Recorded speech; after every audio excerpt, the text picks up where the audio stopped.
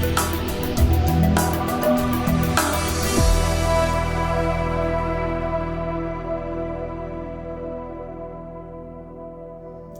good day. My name is Elfreda, Jonker. I'm the Client Portfolio Manager at Alphinity Investment Management. Today I have Trent with me. He's one of the global portfolio managers and also the analyst on the technology and communication sectors. So Trent, it's been a very, very big year. It's been a big 6 months for the technology space, and we've got Gen AI and a number of other things to thank for that.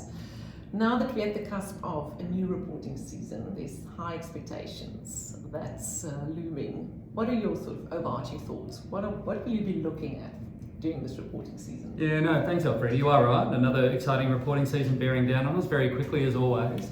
I think, as you say, that the big tech in particular has done a huge amount of the heavy lifting so far this year. And so we will be looking for data points that confirm that the earnings momentum within those stocks is fully entrenched, because given some of the share price moves, you do need that earnings momentum to continue to underpin those share price moves in terms of where they've got to and where they can go from here. And there's a few really interesting overarching debates as well across some of the big tech names. Like in Google, there'll be a real focus in terms of whether they've lost any search market share, given some of the threats that are emerging from AI. Now, their last result was absolutely fantastic. Hopefully that can continue. For Amazon, it's their positioning in cloud and whether they can push back the threat from Temu and Shein.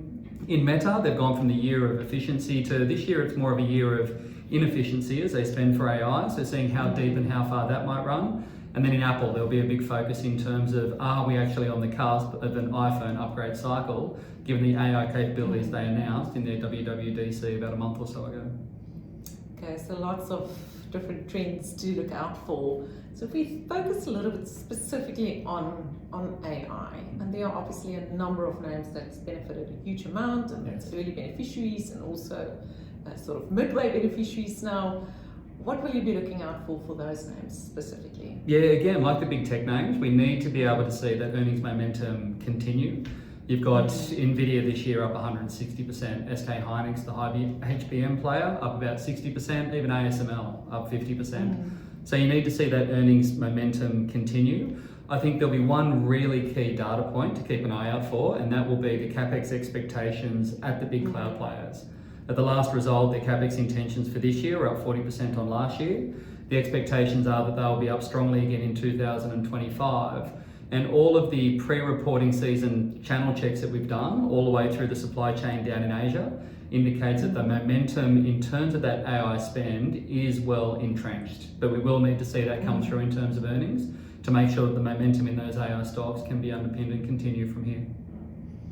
And if we look at some of the subsectors within tech, so software names, for example, they've really had a bit of a tough time, relatively speaking, and of late we've started to see some life being blown into those. What are your thoughts of software versus the semis? Yeah, it really has been a shift in narrative just in the last couple of weeks. So semis had outperformed software by a huge amount over the course of the year. There were some emerging narratives and some writing around software was dead because of the use of AI.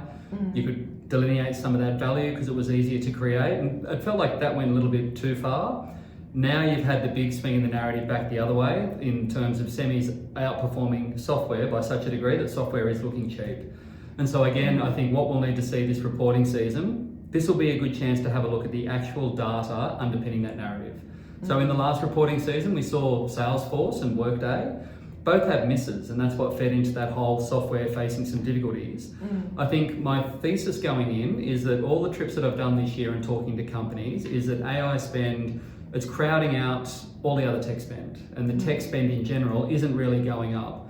And that's why you were seeing some deployments in terms of the software, like Salesforce and also in terms of Workday. And so that'll be the key thing to look at, whether that delay in terms of any of the software deployments does continue, and we start to see that come through the reports from the software company. So not ready to jump just yet, need to see the tangible earnings inflections and at least that bottoming before I feel more comfortable allocating more to the software names. Well, great. Good luck for reporting season. Thank you. We always need it. Nights. And for more information from Trent and the team, please visit us on alphinity.com.au. Thank you.